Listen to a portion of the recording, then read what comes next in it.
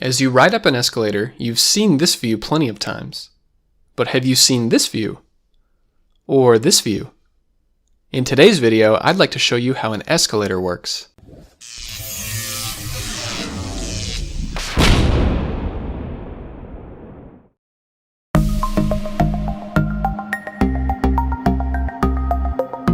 It's hard to imagine the modern world without the escalator. It was initially called the revolving stairs. The first idea can be traced back to 1859. But it was a few more decades until we had our first working escalator. Since then, society has come to heavily depend on these machines. The escalator is most useful in places where there are large amounts of people to move, such as airports, shopping malls, and subway systems. Elevators can only move so many people, even if there are several of them. But if the same space is used for escalators, we can move a lot more people through. Of course, there's usually an elevator nearby for those that can't use the escalator. You'll usually find at least two escalators alongside each other, one going up and the other going down. They can extend for multiple levels. Sometimes to save space, they'll be arranged in a crisscross pattern. But the layout will change depending on the needs of the place. Some escalators might need to be longer or shorter depending on the height of the next floor. Maybe they'll need to be wider to fit more people, or several escalators might need to be right next to each other. Sometimes stairs are in the middle for those that want to walk, and on some occasions the escalators will all be pointed in the same direction. This helps when you want to direct the flow of traffic towards the exit. Let's not forget the variations, such as the moving sidewalks, or even the spiral escalators. Yes, they really do have these. But for this video, let's take a look inside of a regular escalator.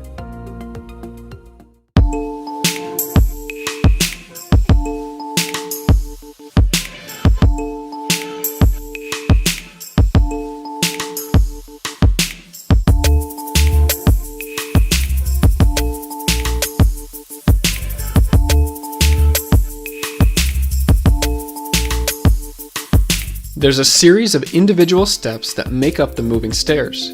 They have ridges on the top and are sometimes made out of rubber so that they have better grip. The steps are painted yellow around the edge to encourage passengers not to stand too close to the edge. These steps stay flat while they're on top, and it's a good thing too. Each step has two wheels on the bottom to guide it as it moves along. Then we have what's called the step chain. This attaches to the top of each step.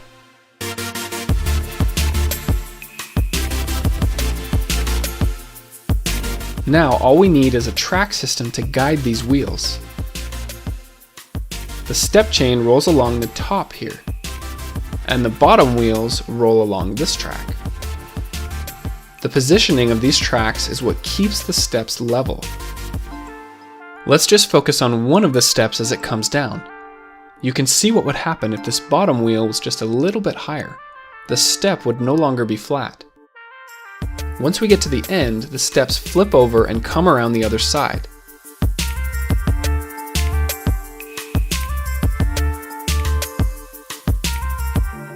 The same thing happens once we get back to the top here.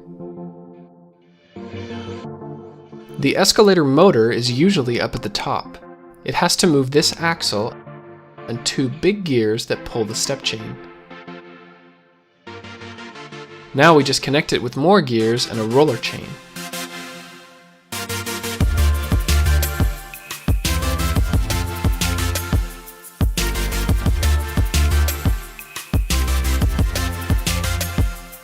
Now comes a few more gears.